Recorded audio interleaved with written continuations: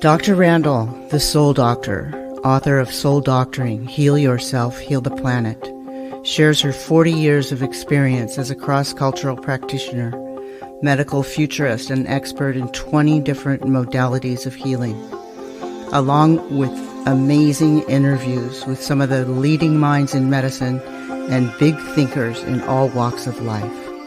The stories of our lives are the woven energies of our soul's paths.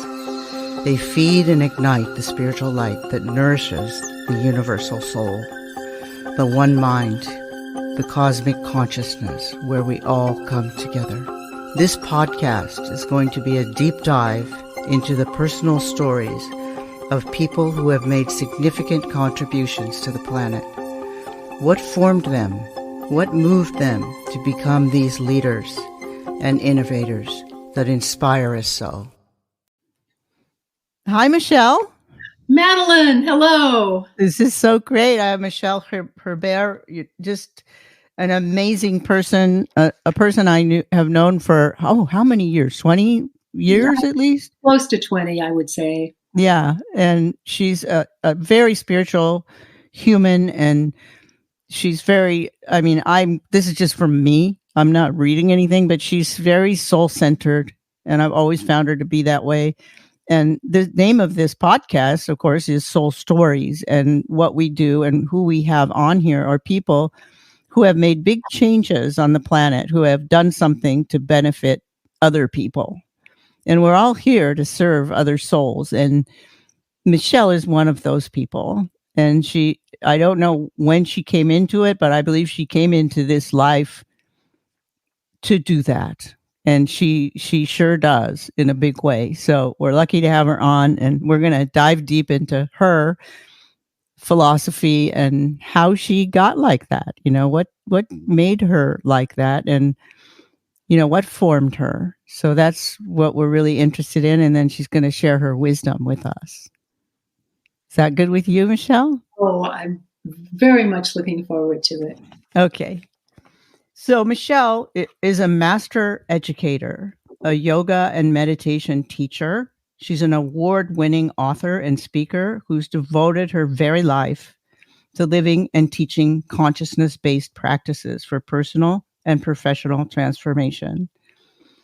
She was personally trained by Raja Yoga Master Walt Baptiste, who instilled in her the philosophy from a sound base upward.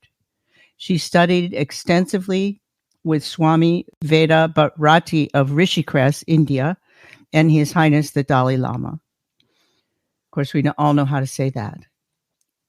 She was a former media representative for the American Council on Exercise in the area of mind-body integration. Michele pioneered the principles of yoga and meditation within the health and fitness industry. I really admire her for that. These principles can be found in her multi-award-winning book, The 10th Door, A Yoga Adventure. I recommend that book. That's an amazing book. I want to talk about that book, Michele. During her 35 years of international teaching experience, she developed a yoga meditation program and consulted with the international spas all over Egypt, Sweden, Guam, the United States, at the Chopra Center, Esalen Institute, the University of California, San Diego, Quiplu, and Scripps Institute. Of course, that's where the integrative medicine program is, that that's my alma mater for being board certified. And she taught stress management for Dean Ornish program at UC San Diego Health. She's been associated with Rancho La Puerta and the Golden Door since 1987, and that's where we met. And she's a teacher there and a guest presenter. She's a big presence there at Rancho La Puerta. Currently, Michele is a creator of the blog Spiritually Speaking, and leads a popular Zoom course entitled Meditation and Inner Practices of Yoga. And that was so timely because she created that, and it really took off because it happened during the time of COVID, and we all needed that so much. So thank you, Michele, for doing that. Michele's mission is to inspire others and to reflect deeply and make a conscious decision to grow and live from their highest ideas. You can reach her. Should I give you your email, Michele? Sure. At www.raja, that's RAJA, yogis.net. And I'm sure she has other things to say, which she can tell us at the end. I want to ask you a lot of questions. I want to hear from you, but I just am so moved by this book that you wrote. Oh, I'm so glad you got a chance to read it. And then your byline here, the 10th door, and then it's an adventure through the jungles of enlightenment. I just love that because it reminds me, I mean, I don't know, tell me if I'm wrong, but when a person of spirit takes the onus of that responsibility, it's like, what do they say? The saying is, he or she who is most gifted, much is expected. So, and we have a lot of tests, don't we? We certainly do. Tell me about one of those big tests for you in your life. Oh, well, I don't know where to begin. Probably the one that stands out the most, I guess, or... Yeah, well, what came to mind was part of my training, which is what the book is about, was in the jungles of El Salvador during the revolution. Oh. And I went... It's a test in and of itself, right? Yeah. And then I actually lived there for 4 years, mostly in solitude. And when I arrived there, I didn't speak any Spanish. There was no car. There was certainly there wasn't internet. And the closest town was about 8 miles away, and I had to swim across a small river, put my clothes on top of my head and my money, whatever little money I was bringing into town, and then swim across, and then from there to walk another kilometer, pick up a bus that would take me into the town. So I was really in the jungles. Wow. And there were about 20 El Salvadorian workers who would show up every morning with machetes to work on building this retreat that my teacher, Walt Baptiste, was building for his students and for people that were interested in coming. And so that was a big test because I was primarily by myself. And I was having all sorts of new experiences, and it was daunting at first. But then I really did fall in love with it, and it became a wonderful experience. And I think that can often happen, that when we have trials and tests, if we can move through them, on the other side is a whole new world of clarity and strength and courage that we didn't have before. So exactly. I think the tests are given to us for us to really learn and grow. And even ecstasy, kind of, in a way. I mean, you have such a feeling of accomplishment. It lifts you. Mm-hmm. Definitely. Once you make it through to the other side, like I said, like you said. Mm-hmm. Yeah, it reminds me of when I went to the Amazon and studied with my shaman, and it was like that. It was old growth forest. It was truly the deep jungle. So learned a lot there. Mm-hmm. More for another. Sometimes when we move out of our normal everyday circumstances and are sort of put in a place that is unfamiliar to us, that's what some of our biggest growth periods can happen. Indeed. That's been my experience. Yeah. And that's why it's important for people to know that, to take themselves out of their ordinary situation and to go somewhere. But we haven't been able to do that. So no, we have not. So, but you've provided a way for people to do that only through their higher mind. Tell us about that. Well, after COVID first started and the lockdown began, I thought, what people really need right now is a regular meditation practice. And so many people have it in their back burner, but there's so many distractions in life and they haven't gotten around to it. So I offered a 40-day complimentary meditation session, and I had about 300 people 3 times a week for, Wow. for 40 days. What, for 40 days? No, it was every day for 40 days.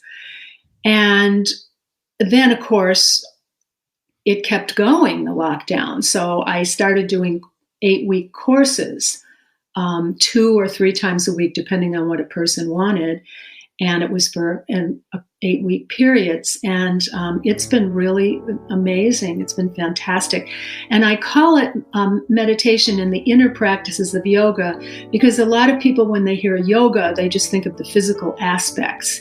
And really more of the philosophy and the inner practices. So there's the breathing, pranayama, the learning to control the breath, and chakra balancing, and different energy management kind of practices that help people, so that when they finally do meditate, it becomes much easier, much more clarity, because there's been preparation before to clear the cobwebs out of the mind. And I had so many people. I'll remember, Madeline, an email I got from a woman in New York who maybe had been to Rancho La Puerta 10 years ago and somehow got on my mailing list. And she just profusely thanked me. She said, I'm in my late 60s. I live by myself. I'm in New York City. I can't go out. This is really saving my life. Oh. People, I think, really recognize how important it is. And so consequently, I've had a group of close to 100 consistently throughout the year. And it's a powerful energy field. When you get a group of people that size committed together, and even though it's over the internet, it's on Zoom, I think when you get into those kinds of spaces within ourselves, time and space does not have an effect. You can still have an extremely powerful experience, and the group itself is supportive.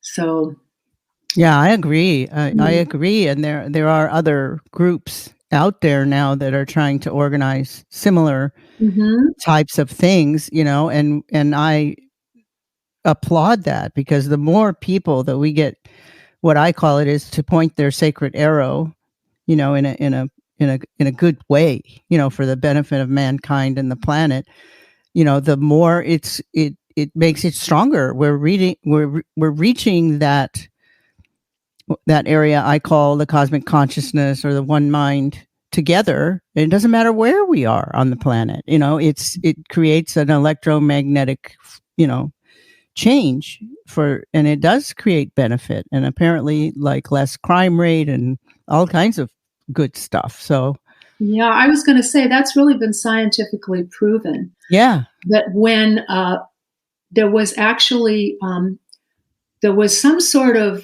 scientific experiment and understanding about what happens when so many minds, millions of minds, are focused on the same thing at once, and that there is this tremendous, powerful shift. And they did it around the O.J. Simpson trial, when they announced the verdict. There were billions of people listening.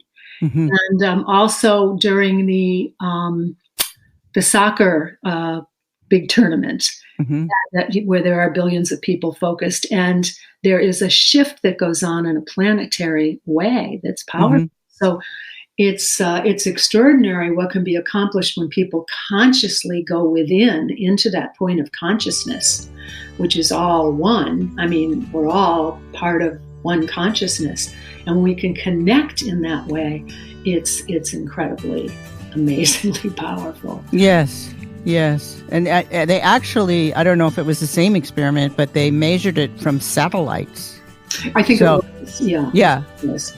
Yeah. So it wasn't a woo-woo thing or a thought, but I mean, I believe in it anyway, but and also it's been measured just like in the person that energy is, everybody thinks it's in your head. It's not, it's outside of you. So you're actually projecting it. And when enough people project it together, That's what happens. Mm-hmm. And that's one of the ways we're going to make this a better place to be together, Yes.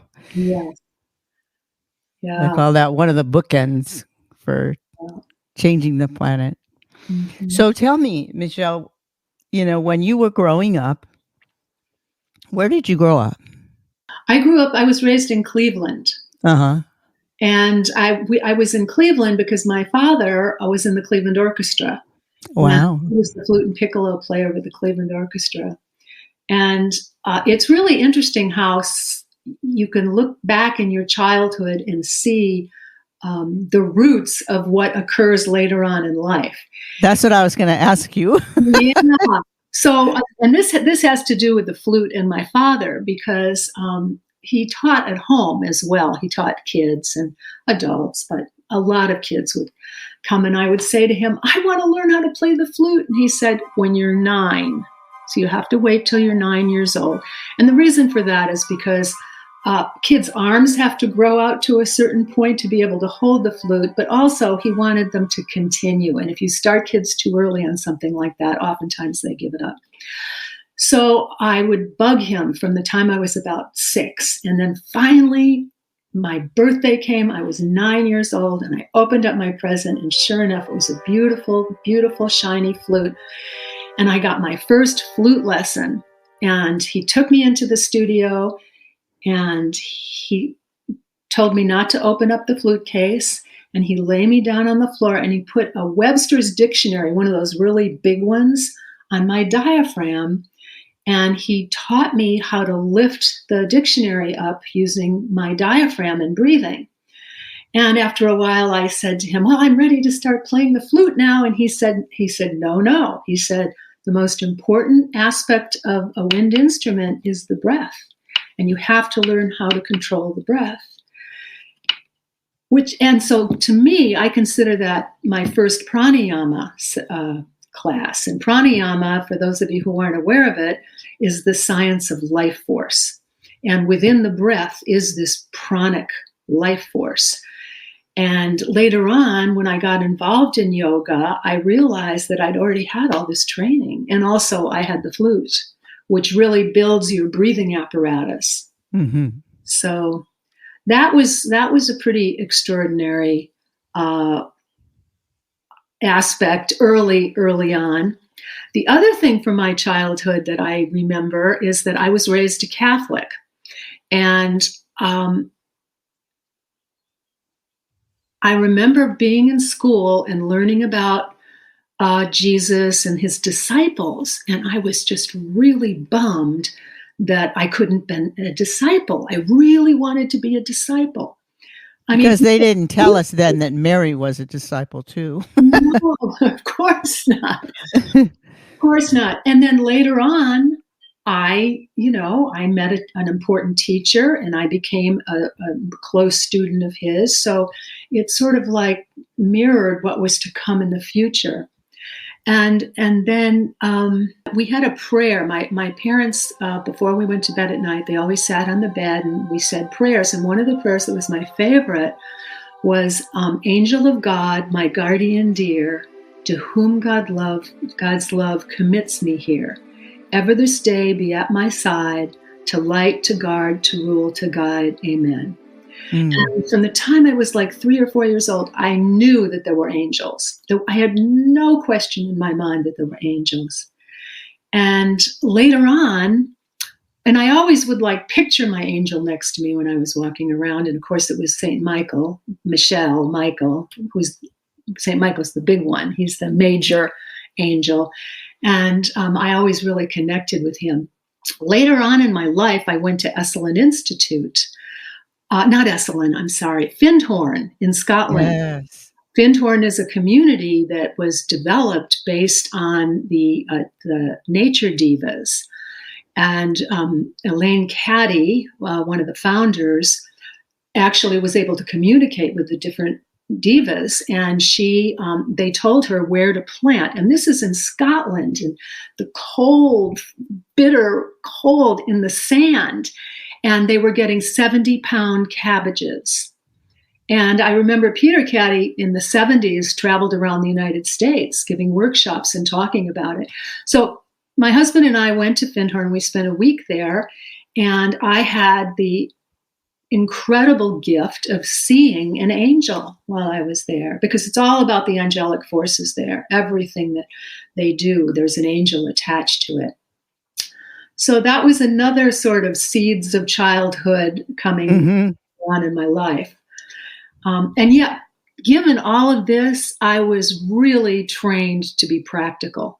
So even though I have these insights and belief systems and spirituality, my teacher, Baptiste, was not interested in what he called hothouse yogis. He said, if you take an orchid and you put you spend, a lifetime of the orchid in perfect condition in a greenhouse and nothing can touch it, and then you take that orchid and you put it in the middle of Times Square, how long will that last? Because it's been so incubated. And that was the same for his students. He wanted people who would be successful and balanced and grounded at the same time, doing the practices that lead to higher levels of consciousness. Beautiful. Yeah. So that's where, from a sound base upward, he wanted a sound, grounded base, and then to move to higher climbs. And one of the aspects of his teachings was the gym. So that's how I got into bodybuilding, because he really felt that's one way to keep people really grounded. And also, he had a very interesting, which I teach people also, breathing practice that would go along with the weights, so that it wasn't just about making bigger muscles, but it was about increasing the breathing capacity. So we all have this capacity for breathing, and but you can increase your breathing capacity by deeply breathing from the inside out and stretching the intercostal muscles between the ribs. So you really expand the rib cage. And as you do that, you have more and more breath capacity for more energy in life, but also more control over the breath to be able to use the breath to move inward in meditation. So at what point in the weight, because I'm a weight lifter, at what point in the lifting or releasing, explain how it works, so where do you use the breath? When you're lifting or you're releasing? Or well, you know what I'm asking? Yeah. Traditionally the weight training sort of guide is exhaling on the exertion. But in this technique, which he used to call it the yoga of the gym, is that your emphasis is on using the breath to move the weight. So it's not your muscle moving the weight, you're using the breath. So you're getting hold of the breath. So as, say, for instance, a bench press. Can you picture that? The bench press, where you're lying on a bench and your arms are straight up and you bring the dumbbells down to your chest and then back up again. Or you can open wide, fly. As you breathe in, you get your mind in your chest and really visualize yourself expanding to your full capacity with that breath. Then you bring the weight back. And that's in almost all the exercises. Maybe not so much the leg work, but definitely for upper chest.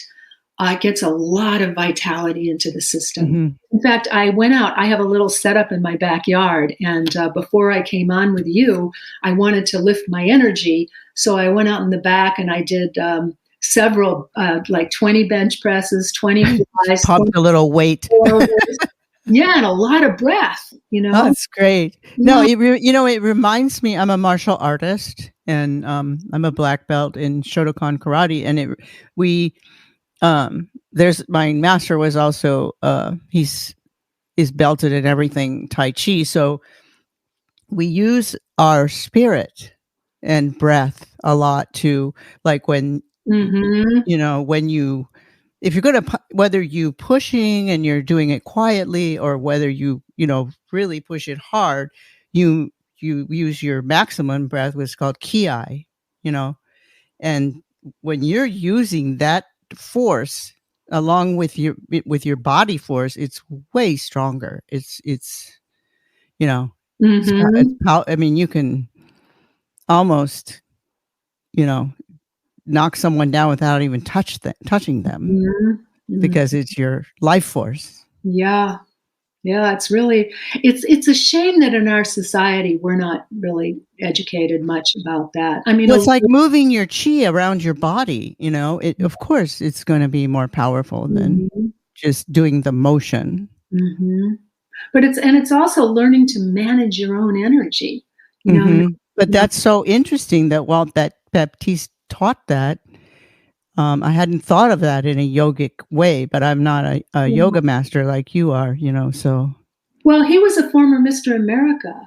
Oh, wow. Yeah, that's right. Building in the United States. So he always believed in both weight training and yoga, and not just the postures, although his wife taught the postures, but he really taught the philosophy of, because yoga is really a blueprint for living life and helping us through life.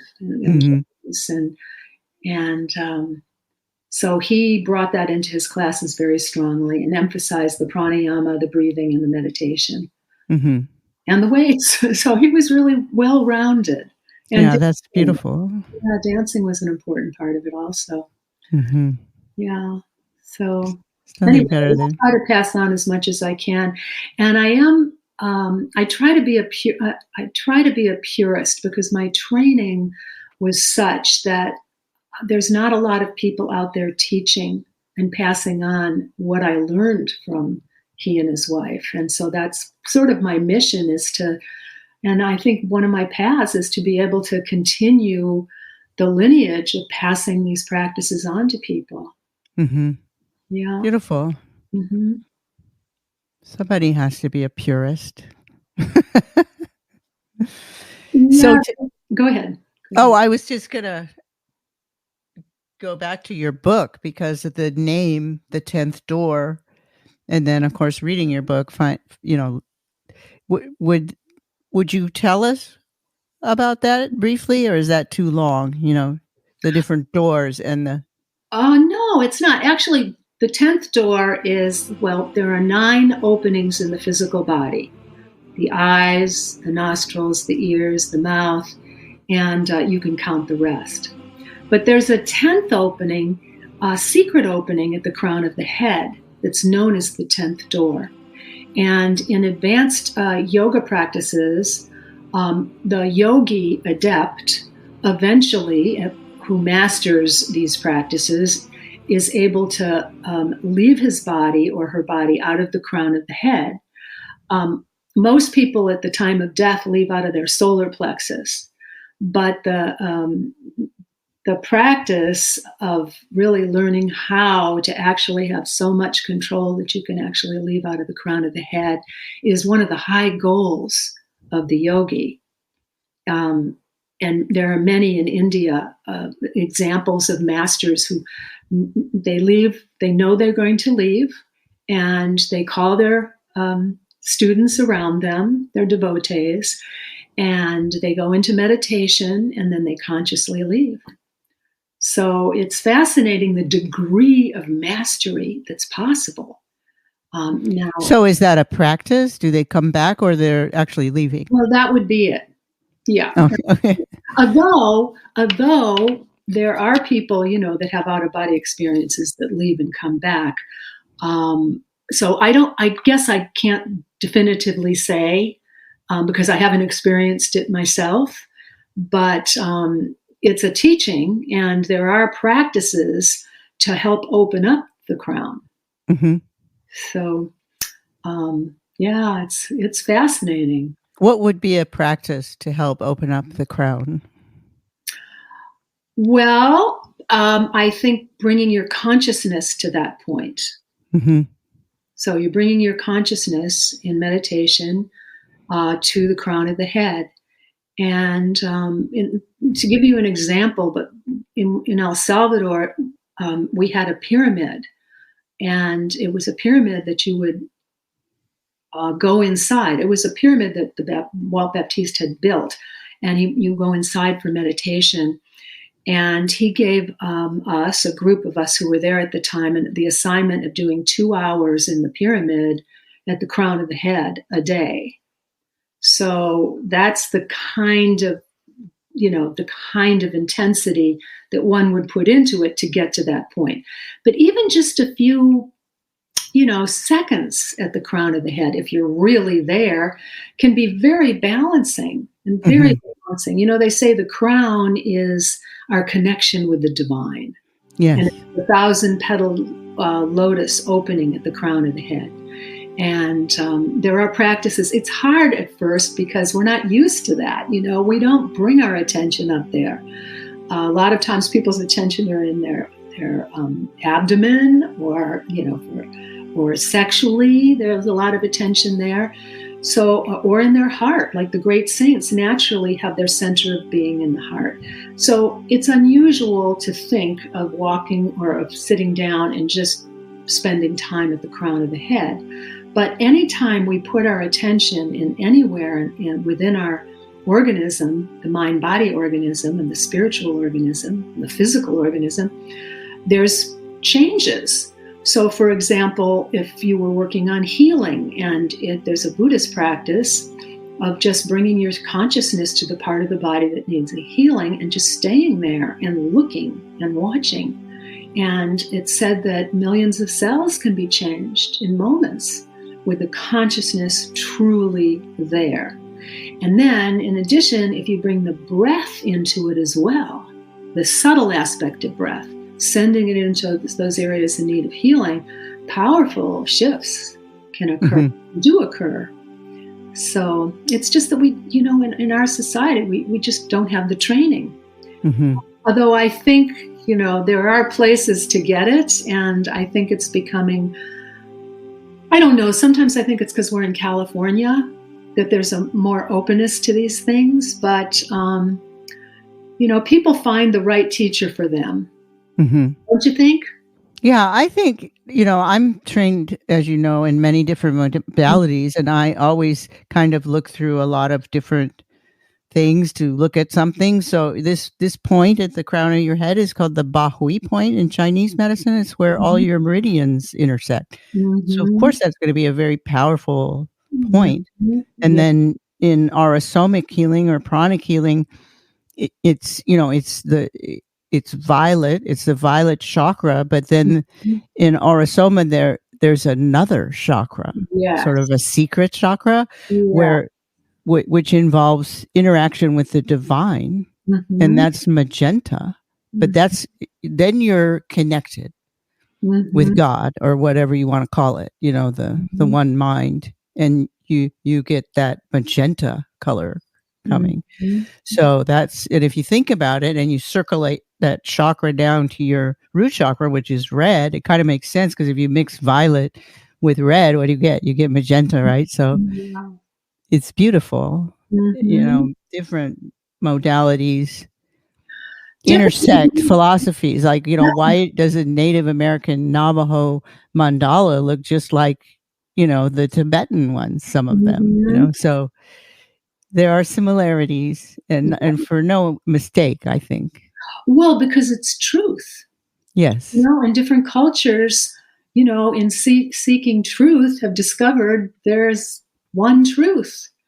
And how we project that truth and the words that we use and are different, but it's the same thing. So, yeah, it's encouraging. Yeah, that's the beauty of it. Back in the day, Emran Meyer and I had conferences at UCLA where we'd bring different healers together, and we actually brought it together. We did a landmark study where we combined different, for our patients in the digestive disease center that have reached a dead end, we let them have either Native American medicine, Ayurvedic medicine, or Chinese medicine. And it was just amazing how much the same, I see samenesses, I guess, how they were, and everyone had a better outcome. Everyone had a better outcome, no matter which extra thing they got. So it's just, to me, that's very powerful. Yeah. Well, there's a lot more going on than I learned in Cleveland. Yeah. Well, I'm from Nebraska, but I used to have all kinds of mystical experiences I'm sure in you the did. cornfields of Nebraska. Yeah. And now you're here. Now I'm here. They say it's a great place to be from, Yeah. So when did you know you had this power to help people, to heal people, to guide people? I would say I think I always knew it, but it wasn't until I had some formal training that Mhm, really realized it. And then when I began teaching, people would have really wonderful experiences, really. mhm, So I, I, I guess it started after a few years of being at the yoga center and training. But it was it was that was another test for me. It was scary because when I started, taking the yoga classes, I started working in the restaurant, and I was taking Walt Baptiste classes, and things started shifting for me very quickly, visually. Like I could feel their energy so much closer, and I was just fresh off the boat from Cleveland. I had no idea. I hadn't, I had a pretty, in many ways, unenlightened childhood. And, I lived a teenager's life and went to college. And then suddenly I found myself in this huge learning curve with things opening really quickly. And it was a little scary, but I'm sure part of it was because I was with a master, mhm, and so I had a lot of guidance. So my journey sped up quite quickly, right from the very beginning, and it never really slowed down. So I think I advanced so quickly, or the journey was so rapidly happening because I was with a master, and I mhm, was being very carefully watched over and guided. I didn't realize it at the time, but in retrospect, I realized that there was no accident to how I was being cared for. And to give you an example, when I was in El Salvador, and most of this is in my book as well. When I was in El Salvador, I was there for 7 months, and I was by myself. And then suddenly somebody arrived from the yoga center, and Walter, and he handed me an envelope, and he said, "This is from Walt." And I opened up the envelope, and it said, "It's your time to come back to San Francisco." And I was really upset because I didn't want to go back to San Francisco. I didn't want to go back to, here I was living in paradise and having all the time I needed for meditation or yoga, and on the beach, a beautiful beach. And I'm a Pisces, I'm a real beach person, but I had to go back. And what I realized, and he did that to me twice. So I had to go back. I was home in San Francisco for 6 months. And then he said, "Okay, you're ready to go back now." And then I was there for 2 years. And same thing happened. He said, "It's time for you to go home and to go back." And he was wanting, to keep me balanced. So when he saw that I was going too far in one direction, I was planted back in the middle of downtown San Francisco. And then I had to get my bearings again and be able to, live in that kind of a world of energy. And then when I was able to do that, then he sent me back again. mhm, Each time I went back, I was given different tests. So one of the tests was, when I first got there, I didn't know I was going to be there for so long. I thought I was going for 3 weeks. But the guy who was the manager, he was Walt's a representative at the retreat. He couldn't get his visa renewed. So I was asked if I would stay and be the manager. And I said yes, and not really realizing what I was getting myself into as far as solitude. And because I'm a pretty outgoing person. And so the day he was going back to San Francisco, he said, I'll be gone for 3 months. And while I'm gone, I want you to do these postures. And he handed me a list of 10 poses. And he said, and I want you to learn how to hold each one for 1 hour. And wow. Yeah. And then he left. And I had 3 months to start, getting it together. And so I had like a really strict schedule, because I think Thoreau, in his book Walden, he said that when you're in solitude, you have to have a schedule or you'll go crazy. And I remembered that. So I really had a pretty strict schedule, like an hour and a half. I would set 8, maybe 5 or 6 times a day. And I would set a timer. And I would start off with, like, say, the bridge pose, where you bend your knees and your feet are by your hips and you lift your hips up. I started off with 10 minutes and then went to 15 minutes and then went to 20 minutes. And what I discovered was it wasn't that it was physically hard, because the body gets stronger, just like when you use weights, you can increase your weights. But mentally, it was torture. And I thought, you start off with these great ideals that, okay, I'm going to do it for 20 minutes.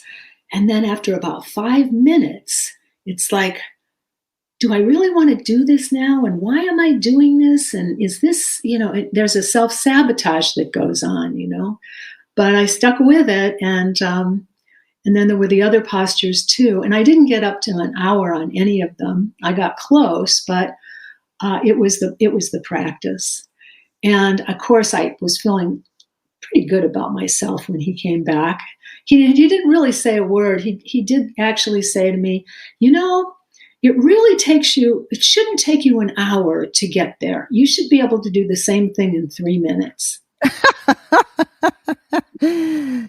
Yeah. So it's almost like the part that you went through, it was actually the test. Not the physical, like you said. It wasn't it wasn't a physical test. Mm-mm. It was a focus test, or what you had to go through, what you had to resolve and balance out in order to be okay with you, with yourself, with it. Yeah, but it's interesting. The postures that he chose all opened up the root chakra. And one of the things he said to me was that at the end of the sessions, I needed to really spend time in the higher chakras. So when you spend time in the higher chakras, the energies from the lower chakras in a natural way flow up to meet the energy wherever your mind is held. So if you're holding your mind, in your big toe, that's where the energy goes. But if you hold your mind in the higher centers, either the forehead center or the crown chakra, then the energy naturally flows up there. So it wasn't about just doing those poses for an hour or trying to do them for an hour and then getting up and going and doing a chore. After that, the energy had to be brought up, because it does awaken tremendous energies. And learning how to modulate them. Yeah. I think maybe what most people don't know, how old is yoga? Well, yoga, they say, is about 5,000 years old, but postures are only 600 to 800 years old. So in other words, for over 4,000 years, there was no yoga posture. That wasn't what yoga was. Yoga was about getting hold of the mind and the energies for spiritual breakthrough. And that was the whole thing, especially getting hold of the mind, because that's foundational to self-mastery. Yeah. We can't. You said you trained with, or not trained, but spent time with the Dalai Lama. Yeah. What was that like? Yeah.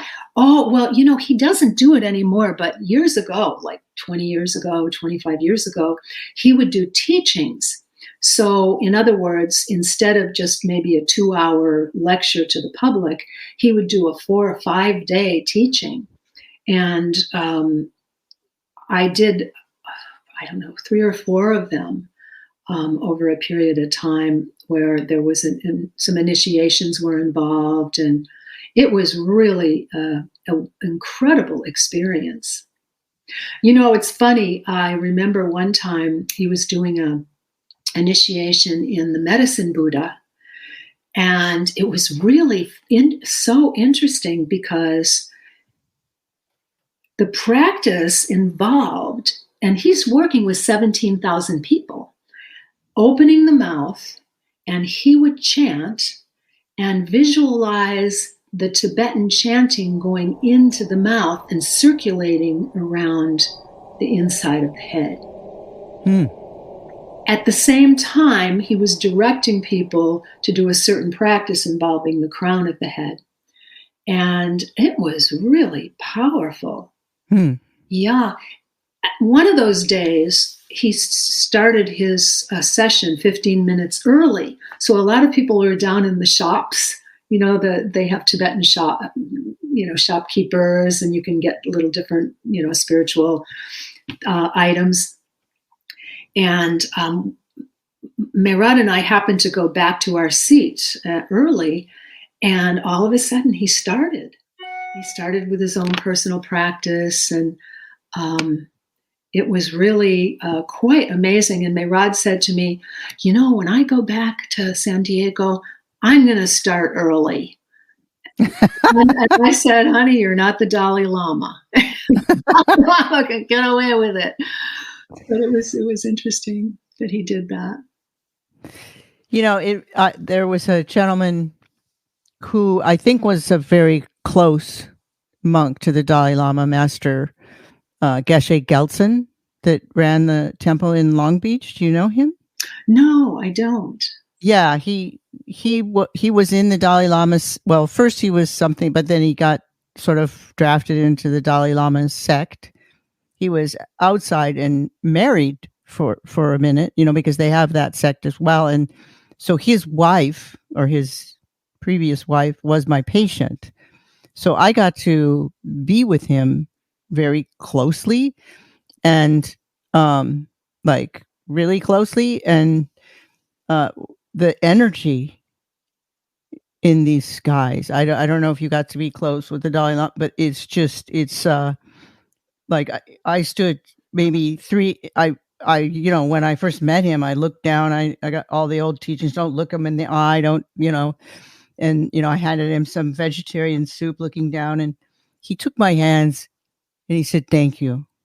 And then he stood very close to me, like maybe 3 inches, and the energy radiating off his body was astounding. Mm-hmm. And he said, "Thank you for taking care of my wife. Oh. Please take care of my son as well." And when I walked in a room where he was, like I would see in the side of my eye this huge, bright blue aura.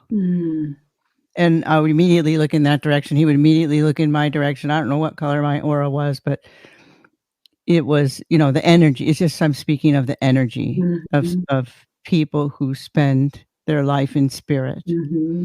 And we're growing into those people as well. We've spent 20, 30, 40, 50 years now in spirit. And with many teachers, I've had many teachers as well, who did to me kind of what they did to you. You have to go now. It's like, what?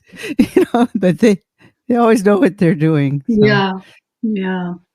Did you have other teachers, Michele?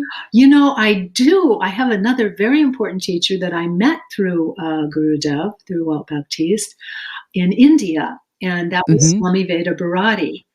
And Swami Veda, it was an extraordinary teacher. He was one of the, maybe there's a handful of swamis that are given a certain title that are considered to be the top swamis in India. And there's tens of thousands of swamis.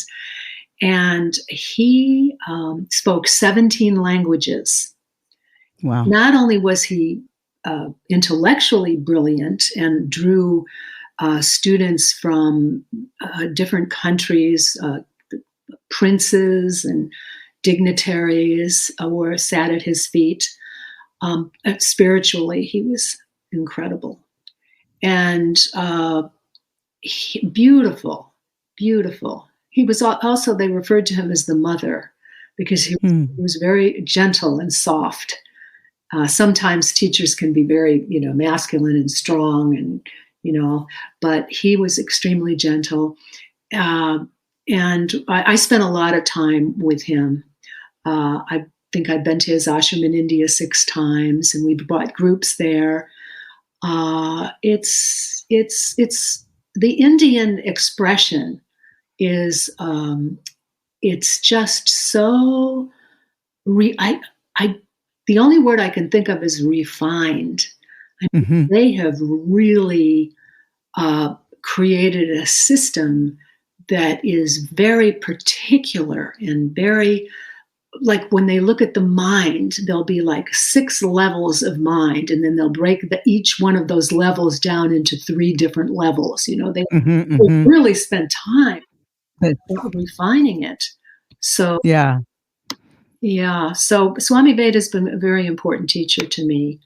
And in the yogic path, there are different teachers, and you have what's called a Satguru, which is like your number 1 teacher, the main man, and then, or main woman, I should say. And then there are other very important teachers also. And so and Swami Veda has been to Rancho La Puerta. Were you there when he was there? I don't think so. Yeah. I don't think so. Deborah Zeke, the owner, asked Mehrad if he could bring Swami Veda to the ranch to an ashram month. And so Swami Veda came in residence at the ranch for a month. Nice. Yeah, it was really wonderful. Guests were really exposed to, and he was there for 3 years. He came back. Wow. For a couple of times. Yeah. So he's no longer alive. He's not in his body anymore, but he is a strong presence in my life, definitely. Yeah. I know what you mean. So if you would, Michele, could you share a short meditation with my guests that might be appropriate for these times? Everybody's under a lot of stress and COVID and just coming out of COVID, and now it seems more like a little bit of frantic energy going on. Yeah, I do. Yeah, and the other thing about that is that with COVID and us being inside for a year, more than a year, we haven't really. Well, let me put it this way: our boundaries that we naturally have to protect from incoming energies are not there. And so people say to me all the time, "Oh God, I'm so tired. I went to the store and I'm exhausted." And I think it's because, we're just not, we have these boundaries that we're not aware of, but they're protective boundaries. And from other outside energies coming in, and the stimulus, also the stimulus. So now, how do we recreate those in a natural way and also stay very grounded? So I've been working on practices with people to, really grounding practices and bringing them to that realization as well. Great. Let's do that. Let's do that. And also I'll do a little practice involving the crown as well, seeing that we've been talking about that. So if everyone could find a comfortable seated position, and let me just say, if you're driving, you can play this part when you're home. Your feet balanced comfortably on the floor. the spine erect. So the key to meditation is a straight spine. So really think of lifting now from the base of the spine, coming all the way up to the very crown of the head. And then take a breath in. And as you release the breath, think of settling down in this seated position. And another breath in. And releasing. And one third time, full breath. Hold the breath. Relax the body. And then let the breath go to this moment.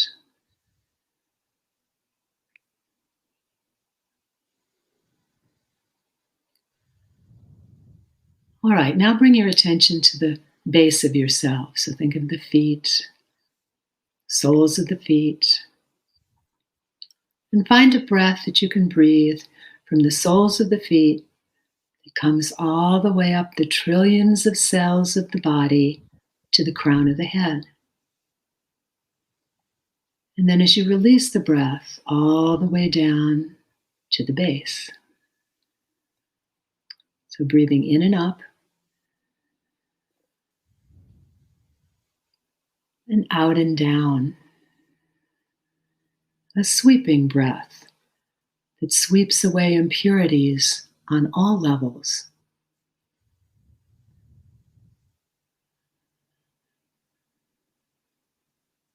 One more.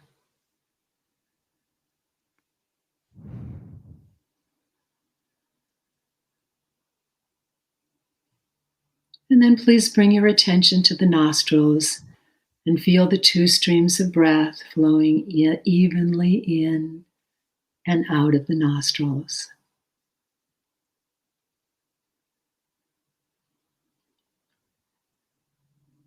Really narrow your focus so that you feel the two breath streams in the very center of each nostril.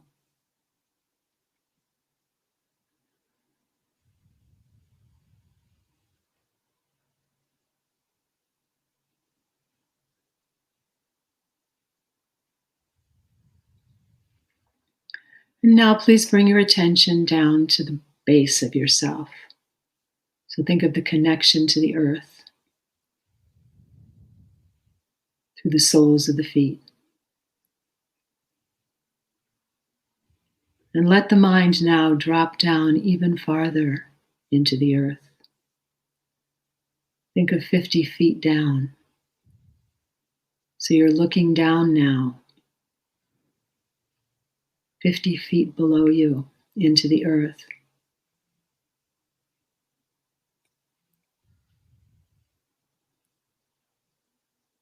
And now even farther, deeper. Dropping down until you arrive at the veins, the marble, the granite, the very depths of the earth.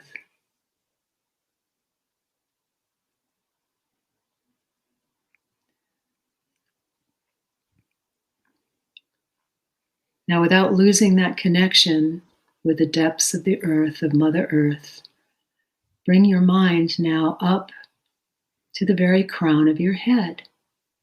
So the mind is like an elevator, and we bring it all the way up to the very crown. And imagine that you could move up beyond the crown of the head, way up into the heavens, through the stars, through the Milky Way,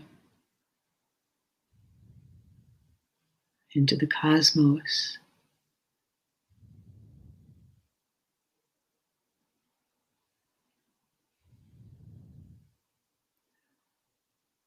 Way up.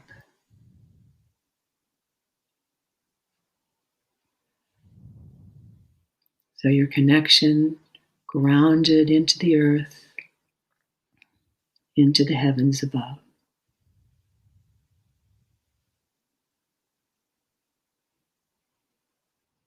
All right, and now bring your attention to your shoulders and add an extra set of shoulders, a foot on either side of your original shoulders. So you're widening yourself.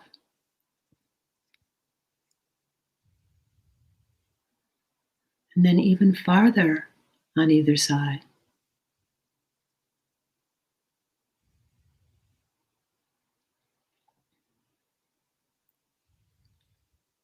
Way beyond the outline of your body. And now please bring your attention back to the physical seated body and find a breath that you can breathe inside of the outline of your body. So not a breath that spills out around you, but it stays inside.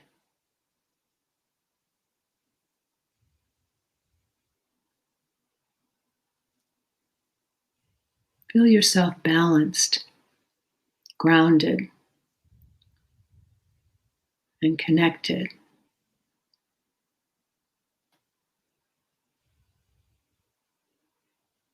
And then take a beautiful breath in. So as you breathe in, expanding generously in the lungs.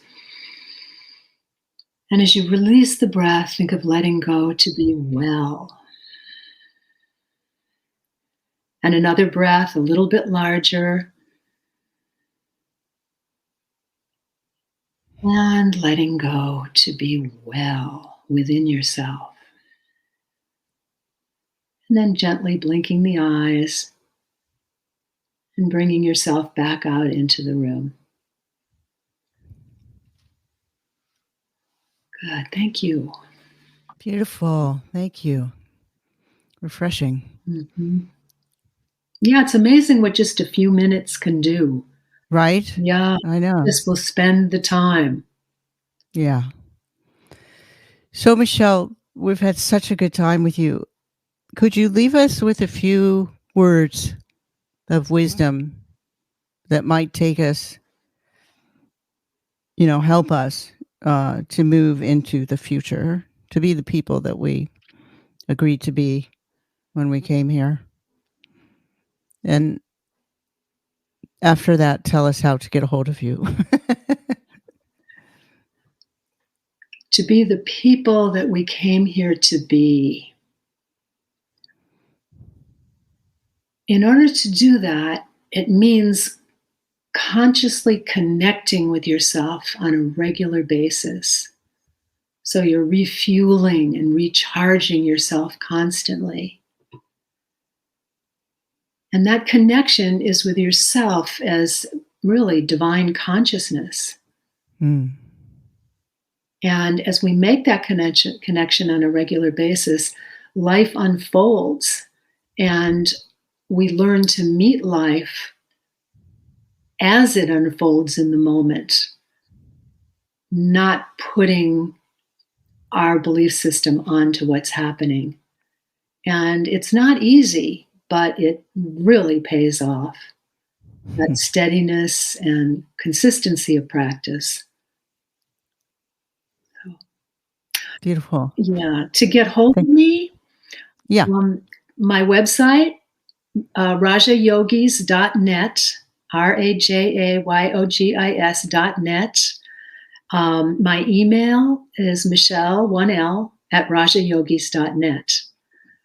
And so, anyway, thank you so much for thank you so much. Conversation. And you look terrific. It's so exciting for me to see you again, Madeline.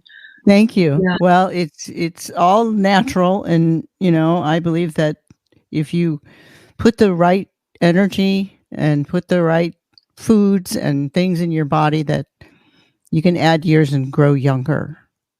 It's true. Yeah. And you're an example. I try to be, but yeah. Good. And you're just, you're an inspiration to us all. Thank you so much for coming on and sharing your wisdom. It's just been a real pleasure. Thank you, Madeline. Let's stay more connected. Yes, let's do that. Okay. Love you. Bye. I'm Dr. Gail Randall, creator and host of Soul Stories. I just want to thank you for listening to my podcast. I recently got a notification from the International Podcast People, and I was astounded that so many countries are listening to my podcast in the category of alternative health. So thank you, and please continue to listen. I especially want to thank Egypt, Croatia, Japan, and Switzerland, also France and Ireland, because my numbers were quite high there. So keep up the good work and check out my Instagram at Dr. Gail Randall, and particularly check out my Instagram TV, where you can hear me talking about alternative medicine subjects and also see me.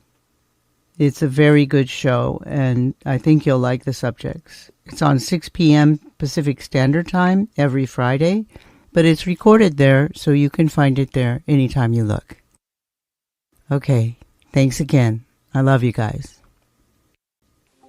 This is Dr. Gail Randall from Soul Stories, and author of Soul Doctoring, Heal Yourself, Heal the Planet. I want to thank Saltology, our sponsor, at bathsalt.com, which fits perfectly into my medicine bag as it, like me, calls upon the ancient wisdom and modern technology to heal, especially with the stresses and ills of our modern times. The Bokek brand uses organic salts combined with organic essential oils sourced from ancient Egypt to provide a perfect remedy for your bathing ritual and healing from modern stresses. The Relief RX brand is a unique one-of-a-kind healing salt that uses organic CBD, treated with a unique emulsification process to create nanoparticles which easily enter the skin to most effectively heal and relieve aching muscles and joints. Whether from chronic inflammation or just a rough workout, this is the perfect healing bath, especially when you add the organic essential oils of neroli, lavender, eucalyptus, or grapefruit. Your body, mind, and soul will be lifted and soothed like never before. Go now to bathsalt.com. I also want to give special thanks to Larry Antonino and Agora Borealis Recording Studio for music and score, and also to closetotheearth.com for IT and computer assistance.